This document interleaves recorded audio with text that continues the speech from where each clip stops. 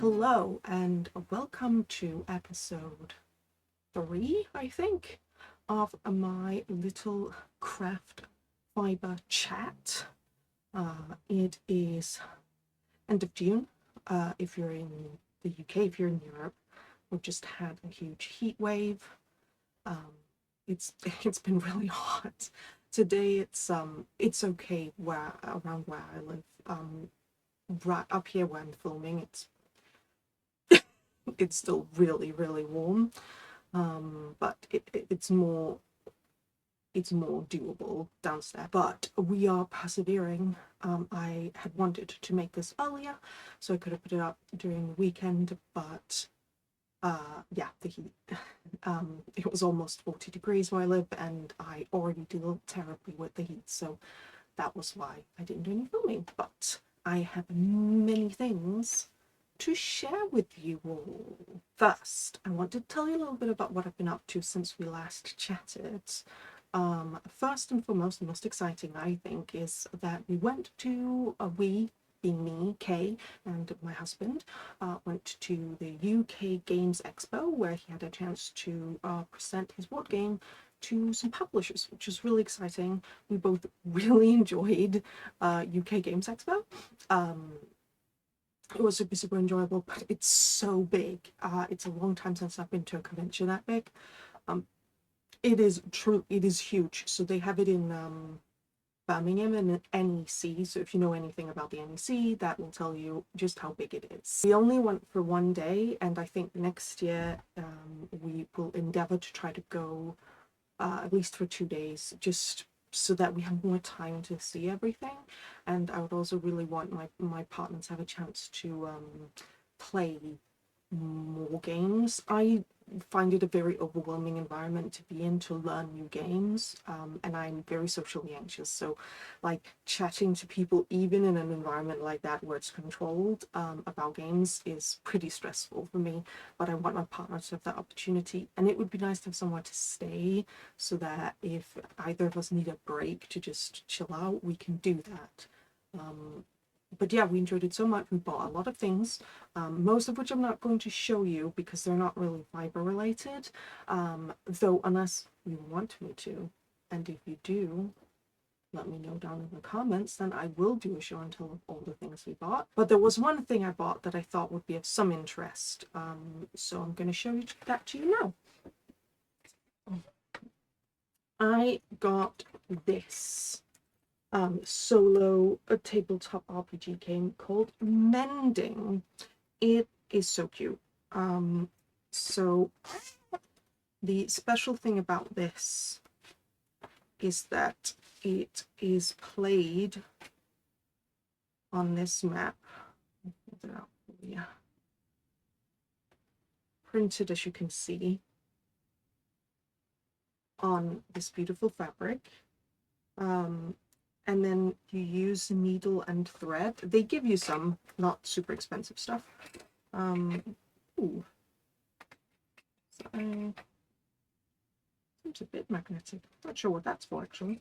They give you this set, but you can obviously use your own embroidery floss because this is just sewing thread. But still, it's good that they give it to you. I have lots of embroidery floss though, and you embroider on this map the journey that you make. It's about you are going to visit your friend who you haven't seen in a while. They live a little bit far away, but not too far away, and you walk there and you do your journey in the form of embroidery on this map. There are some cards. I have a feeling it tells you some things of what to do. I think, if I remember correctly, you draw the cards and that tells you what to do and where to go and sort of the story. We also have this beautiful booklet, Amending, and a little token. I'm not sure what the token's for. I haven't actually played it. I have a tendency to buy these things and then I never play them. I just think they're beautiful. So it's called Amending, and it is by... Oh, goodness me. Ching Yin Core, which is not pronounced correctly, and I'm really sorry for that. They also give you these two paper versions, both for you to be able to, if let's say you're not so good at embroidery and you don't really want to do that, but you still want to play the game, then you can draw instead. But I also think so that you're able to play the game again. Though I feel like you could play again on the same map. But yeah, it just gives you a beautiful keepsake. Honestly, I would love to play it and do it and then hang it up on my wall somewhere. Probably in here. That would be really lovely. That would be so cute. So yeah, that was the most fiber related thing I got the moment I saw it. I got it off Peregrine Coast Press, and they are currently sold out of this, so I'm really happy I got it because of course FOMO. But the moment I saw it and it was in this bag, I was like, I need to see what this is. And then one of the people there gave me a spiel about it. I said I just have to get it, and it's probably more money than I should have spent, but I don't care. It's gonna be great. I'm really looking forward to playing it. Okay, what else have we been up to? Trying to survive the heat wave, which isn't particularly fun, I'd say, but we've been able to manage. Obviously, otherwise I wouldn't be making this, but it hasn't been particularly fun for either of us. But I think I take a few medications that affect my sort of heat sensitivity. I'm already pretty sensitive to heat, which sucks. But yeah, it's worse with some of the medications I take. It's gotten a lot worse. But we're managing, we're dealing. Besides that, we've got a car, our first car, which is really exciting. We can travel by public transport where we live, but the problem I have, well, not just me, but also my partner, is that to visit family and such is expensive. Where we used to live, we could travel by train, and it was a really reasonable price, even to travel cross country, not with cross country, but cross country. You know what I mean if you're in the UK. But where we live now, for some reason, it's really expensive for us. So the car will really help, and there's also places we'd like to go where it's easier to do with a car. It's been a really big problem for us. We both really care a lot about the environment, and the car thing is sort of one of those things that becomes stressful in terms of thinking about your carbon footprint. But we need it, and we're not going to use it for like commuting and stuff. My partner lives, we live really close to where my partner works, so he can just walk or bike there, no problem. The same with like shopping. We don't need to use it for groceries unless we need to do a really big shop, and it'll be better for me and my physical health. But yeah, it's going to be really nice to be able to travel to certain places much more easily.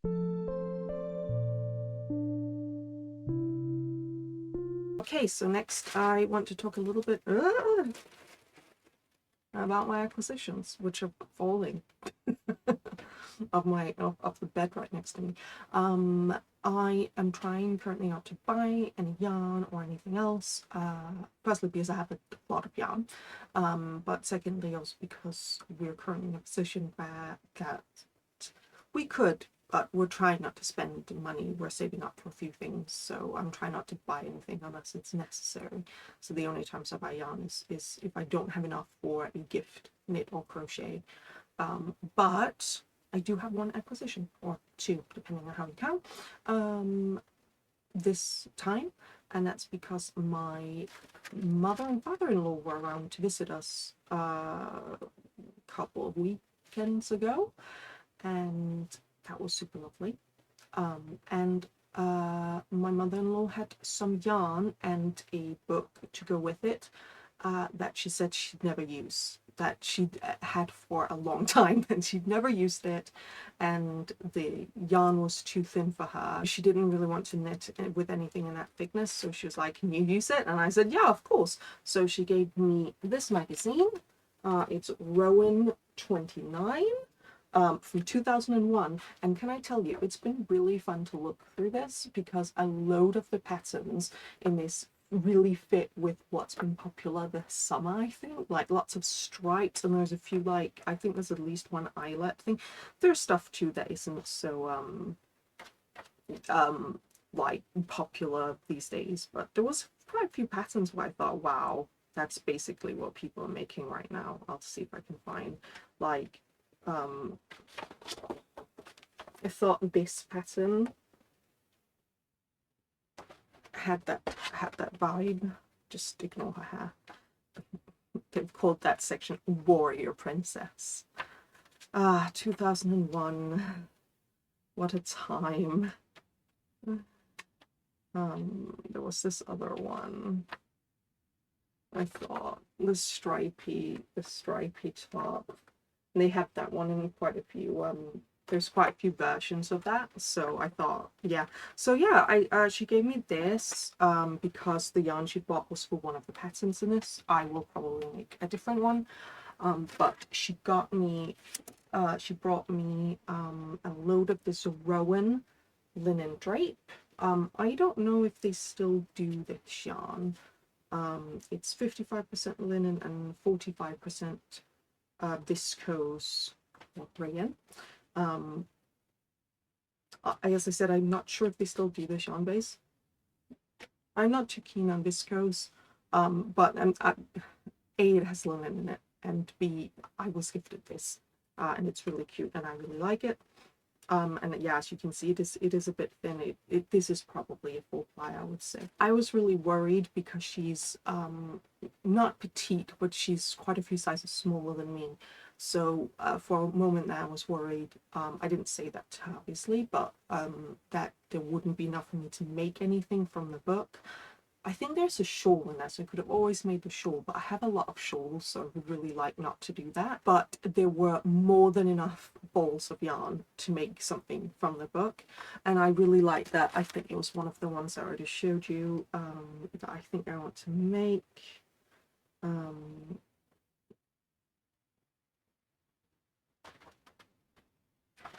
Yeah, it's that one, isn't it? I'd really like to make that big neck top, of which one of it does have my size. That's one of the things I'll say. I'm unsure about modern. I actually have one modern Rowan magazine, but I'm unsure how, because I haven't looked at it, size inclusive they are. The old ones are super uninclusive. They are not very inclusive. I'm generally the biggest size. I think the biggest I've seen them go up to is a 41-inch bust, which is, I'm a 40-inch bust. So yeah, they're not super inclusive. And there's a load of like one size to fit these very tiny, teeny measurements. I think there was one that was like one size to fit 34 to 36 inch bust, which is quite small in my opinion. But no, I'm really excited to do that, and I'm so happy and thankful that my mother-in-law wanted to give that to me.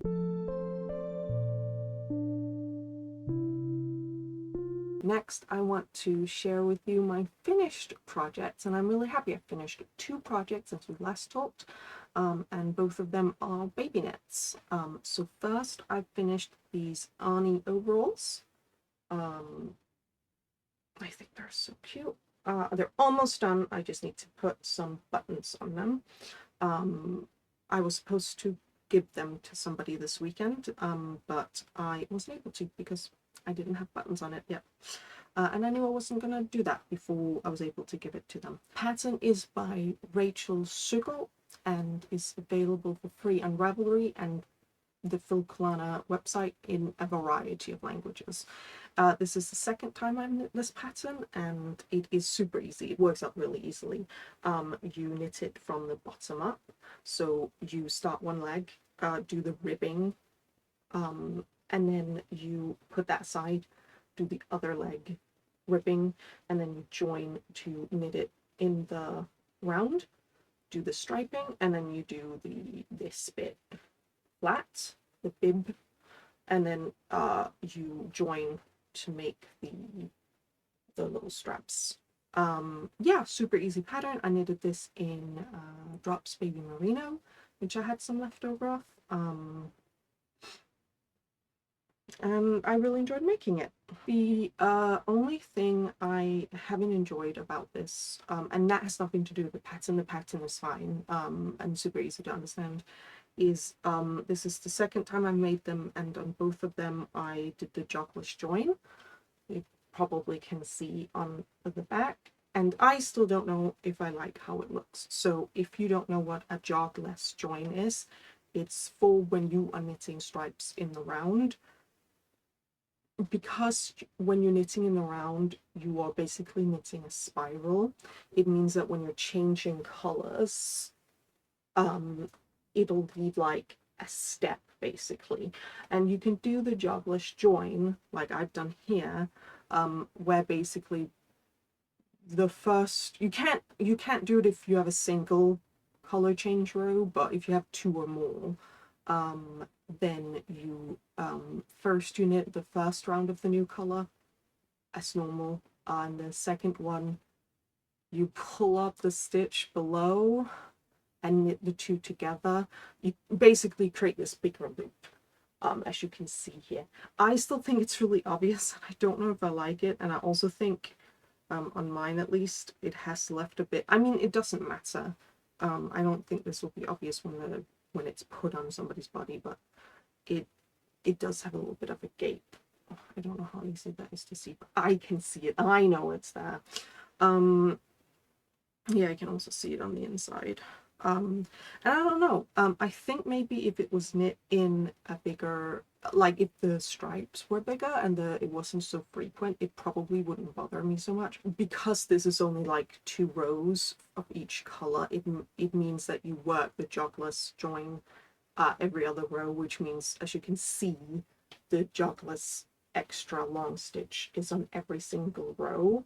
And I think it just means that the sort of tension on it and stuff isn't so nice. So maybe I would like it on a different pattern, like a different stripe pattern, but not on this one very much. But it looks fine, and it's on the back, so it doesn't matter too much. The second finished project I have are these wonderful cam trousers.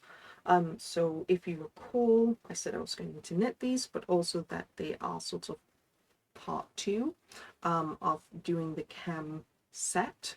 This is a pattern by, let me have a look,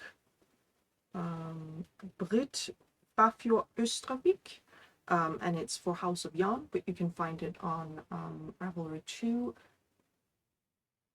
I'm trying to think. I have it in a Danish magazine, but I'm pretty sure, I'm thinking whether it is free or not on the House of Yarn website.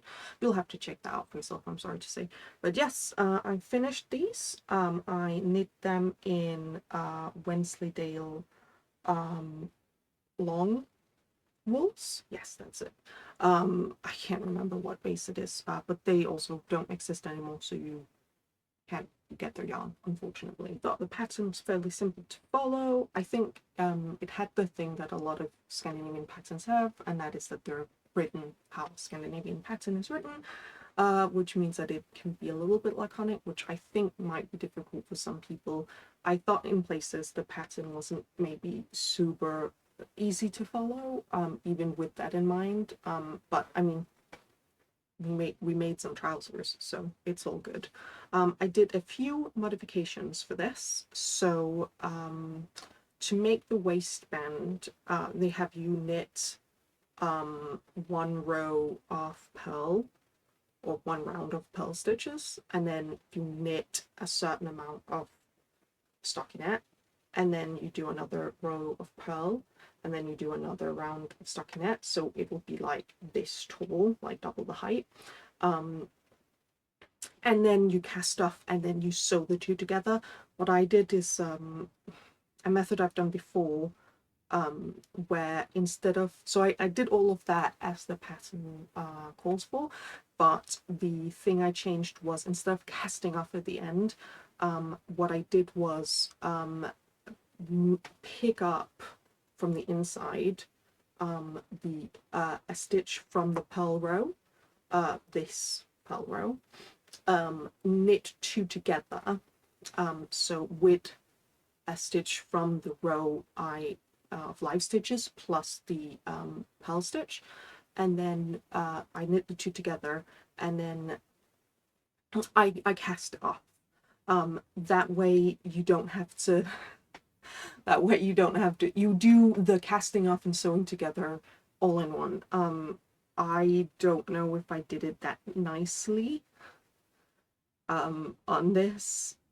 It was really difficult to see on the I think the Shan, it wasn't the best choice for the Shan, but I still think it looks all right. The other modification I did was I added this I-cord as a way to tighten up, not that you tighten it up that much obviously, and loosen up the waistband. It is written to be made with an elastic band, but as I'm trying not to buy things, and I didn't have an elastic band, I thought, why don't I just make an I-cord instead, because I didn't have an elastic band that fit into this channel. I have some really thick stuff, and then I had some really thin stuff, and I thought it's not going to be very nice on a baby, to be honest. And also this way I feel like you get a little bit more wear. Again, you can tie it however you want, so if they grow or get smaller. So yeah, those are my two finished up yet, and I am really happy with them both, and they just need to be sent up to the two people who they are being gifted to, two different couples.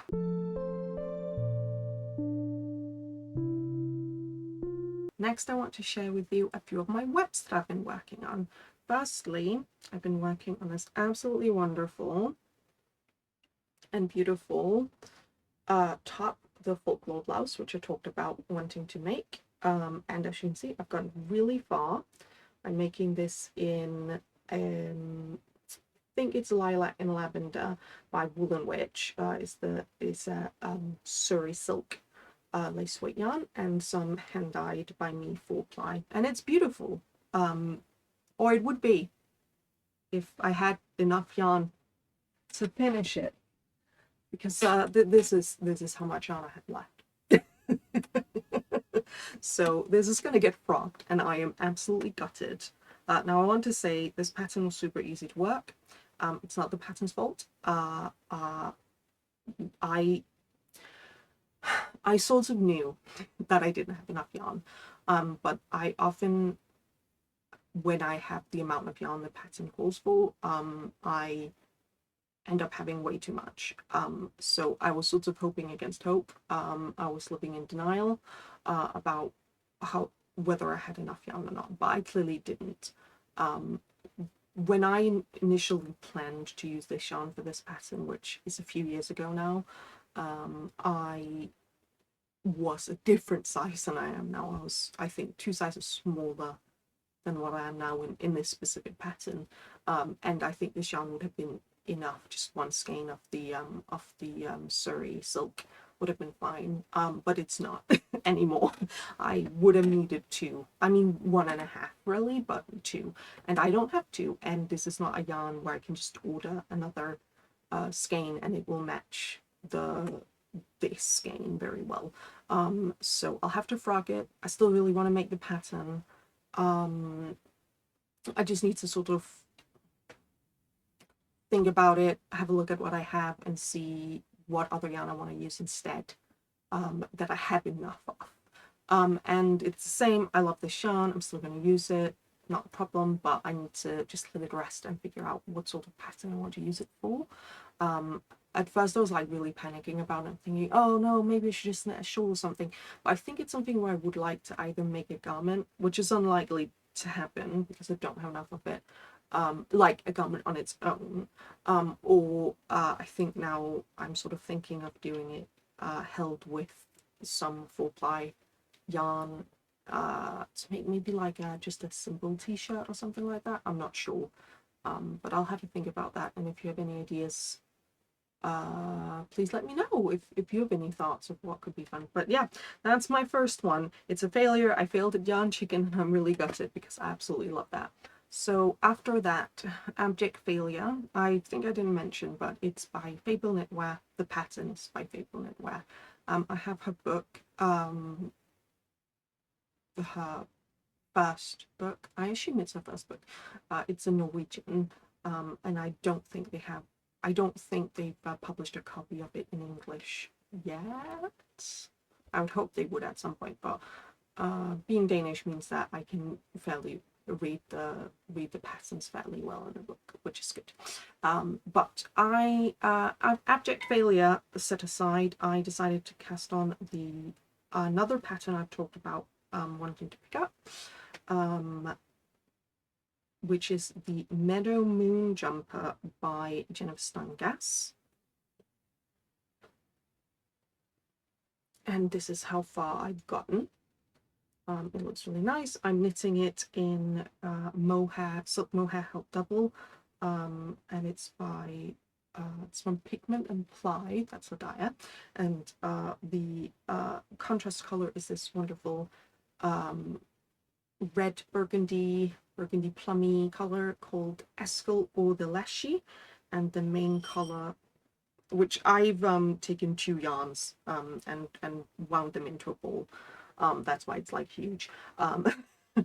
Is Mjölkbrakke, if I'm pronouncing it correctly, and it's from her Wytch collection that she did a few years ago by now. So the reason I didn't really want to cast this on immediately wasn't because it's a jumper or because it's in mohair, though having knitted on this during the heat wave has proven to me that mohair is not just really warm to knit with, it is incredibly warm to knit with, but it was fine. It's because I needed to make quite a few modifications to the pattern because it doesn't really fit how I want it to. The good thing about this pattern is that it has a schematic for you to use, which means that it's very easy to measure yourself and decide how much ease you want on different parts and what maybe doesn't fit within like your size. So I'm in between sizes a little bit. So I'm in one size at the yoke and neckline, and another for like the rest of the body and the arms. So I just need to make sure I do enough increases. The other thing is the cuffs of this jumper are quite loose. And I don't want them to be that loose. I don't want them to be incredibly tight either, but they're a little bit looser than I want them to, so I need to make sure I put enough decreases into the sleeves. And the last thing is the yoke depth is like way too deep for me. This is a problem I have with a lot of circular yoke designs, specifically the ones with the collar work, is to make the collar work fit.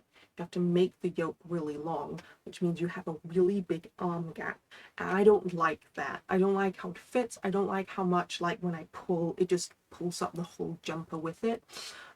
So I have modified the collar work design, which is like wheat, like braid scrap, what do you even call it, as wheat stalks, I guess, all the way around, and it's really cute, it's not that. But I've changed that.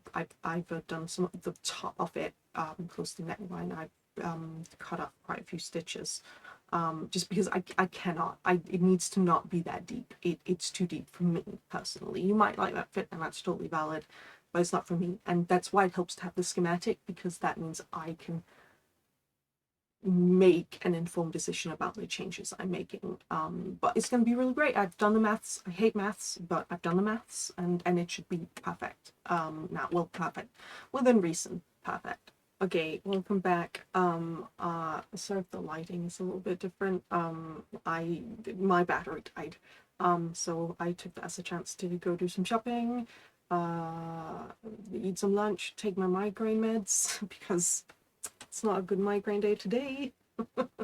But where were we? Yes. The only real issue I have with the Meadow Moon pattern, and I know it's also a problem with a lot of other designers who are, I don't know if it's because they're trying to be size inclusive or because the yoke design is too complicated to grade properly, but the neckline, I think it's like the 2 smaller sizes, has a different cast on amount, but then every other size has the same cast on amount for the neckline, which means if you're looking at the pattern photos on Ravelry, you will think, oh great, that looks so cute with how the neckline sat on the model. You can see that the neckline is actually quite wide out on the shoulders. If you're of a bigger size, like if you're at the end of that size range, it's not going to look like that. And I respect that if you're really small pattern designer, grading a pattern properly is maybe not possible. And I think just being honest about that, just being like, hey, I don't have the resources to do that, and when I tried to reach out and see if anyone wanted to do it for free or in exchange for the pattern, there weren't anyone who really had the skills to do that. That's totally fine, but somebody like Jennifer Steingass can do that. It's not, I don't find that it should be that difficult to change the give a separate yoke design so that it fits. It should be such a big problem, so that you can cast on more, so you can still get the fit that you paid for, basically. Yeah, I guess that's my only problem, and I guess one of the arguments could be, well, you can do that yourself. Now I don't think this is going to be a problem for me. It might be, we'll see, but while I sort of agree with that idea, I also think it's a problem when you're paying for a thing, expecting a specific thing out of it, and that's not what you're receiving. If I know, oh, I've graded the sizes for like so you get the right bust area and the right maybe sleeves, but I haven't graded the cast on edge because of the yoke design, but here's some ways to change it. I think that's great, but you can't just be like, here's the thing and it definitely will fit you exactly as it fits the model, when it's like, no, that's not going to happen. Maybe you should just be honest about that. But that's enough. I still like the pattern. I don't think, you know, it's hard. I try not to be too critical. I just really want everything to be the best it possibly can be, and it disappoints me a bit when it can be. Okay, the last project I want to talk about that I'm still working on is the Cloak pin socks, which I've cast on, and I've done this much of it. Again, the yarn is, the colorway is See You at Yarndale, probably on a sock base. I actually haven't checked. And I have a feeling if I've done the ball like I normally do, the ball end is buried deep inside the ball, so I can't check. But the yarn is by Motley and the Squid. I think this has a really good balance between the sort of the cable and the speckled nature of the yarn. Like, the yarn is speckled, but it's not too speckled, and you can definitely still see the cables, which I think is really great. I am knitting these on a needle size down. These are the only shorty needles I have, and they're 2mm, and the recommended needle size is 2.5mm. At one point, I'm certain I had a pair of shorty needles or sock needles or whatever that were 2.5. I even seem to recall the color of the cord, that it was blue, but I cannot find it. It's been lost since we moved, like since before we moved. I haven't been able to find it, and that's just really frustrating. However, I have knit other socks on these needles where the pattern calls for 2.5s, and I've used the 2s, and they fit me fine. They fit the way I want them to fit, which is a bit slouchy, which is what I prefer. The only thing I've changed is that I've worked the cuff a lot shorter. I don't really prefer big cuffs. That's just a personal thing. I prefer that they're a bit short. So I just make them shorter. Like, that's super easy. But yeah, everything else is the same. The cable pattern is really simple, and I think it sort of helps a little bit that it's just like one big motif across the front and back of the sock, so it's not repeating over and over again. I about a year ago worked and had worked on it for a few years, but about a year ago I stopped working on a jumper pattern from the 90s that was all over cable, and I still want to make it. It was just that I didn't have enough yarn for it, and it was one of those where I had been like, it's fine because this yarn is from a bigger supplier, so I can always just get more in the colorway. And then they stopped producing that specific, not the colorway, but the that specific yarn type, which was really frustrating because I definitely didn't have enough. I just finished the front panel, so that's really frustrating. So it's nice to get back to cabling, and it's something a little bit more simple but still satisfying. I find that it has that sort of, for me, the popcorn knitting where I'm like, oh, that was an exciting row or round. I'll just do another one, and I'll just do another one. And I have to be a bit careful because I don't use cable needles when I knit cables. And because the circumference is so small and the needles are so small, I do have a tendency to get my hands get quite sore. And I try my best to remember to take breaks and also rest my hands, but I am really bad at stretching and resting and all of that good stuff for my hands. Just need to get better, I guess. So yeah, those are the three, that one, kind of three whips that I have, soon to be two, to share with you.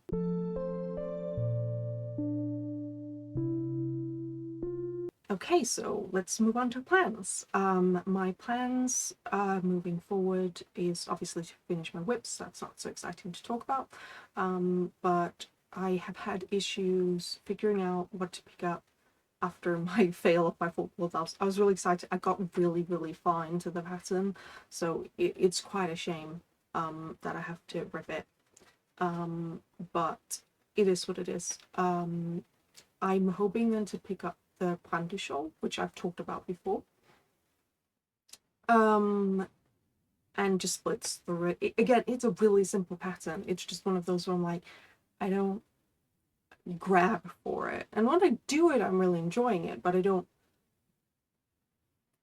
gravitate towards it, I guess. And I feel a bit bad about it because it's for my mum, so I'd really like to work on it. Besides that, and especially because I'm having issues with picking out what project I want to do next, is I'm thinking I might want to go through my stash and look at all my yarn and make a video out of it, and also my fibre. So yeah, just go through the whole thing, have a look at what's there. Most of it's already been sort of put in bags for specific projects, but I also want to look through and see if I'm still into the idea of using that yarn for those projects, and also, for example, make sure that I can actually make those with the amount I have, since I've changed sizes, and also check up on whether I have patterns in my library that are similar to the patterns I've chosen for that yarn, so that I'm maybe not buying so many or any. There will be some I'll have to buy, because some of them I know what I want, but it would be nice to be able to say, oh, that's what I want to make, that's a good pattern, we could make that. So yeah, let me know if you want to see a video of me going through my entire yarn stash and fibre stash and talk about everything I have, and have a look at all my things. I don't know if I'll try to do a working through my stash, de-stash video sort of thing where I spend time working through it in that way, because I think that might just put too much pressure on me. But I definitely want to go through the whole thing, and that also incentivizes me to catalog it all, which I think will be really helpful for me, because I find it quite overwhelming looking at my yarn right now, to sort of have an idea about what I have. Like, I have an idea about some of the things I have, and then I look through my yarn and I'm like, oh, I've forgotten I have that, and I absolutely love it, and why haven't I done anything with it yet? Which is quite frustrating. Well, that's all I have for you this time. I hope you're enjoying the weather. If you're in Europe, please look after yourself. I mean, if you're anywhere, please look after yourself. But I'm keenly aware that us Europeans have to be very mindful of the weather. And if you're in India, I mean, especially if you're in India, it's really, really bad right now in India. Or anywhere else where the weather is just really rough, please look after yourself. Don't work too hard. Try your best to just take care of yourself. I hope you enjoyed this video, and if you did, please consider giving it a like and subscribe. I don't really get like asking for that, but it would help me out quite a lot if you gave it a like, or maybe thought about subscribing. That would be really nice. But that's all I have for you this time. Bye.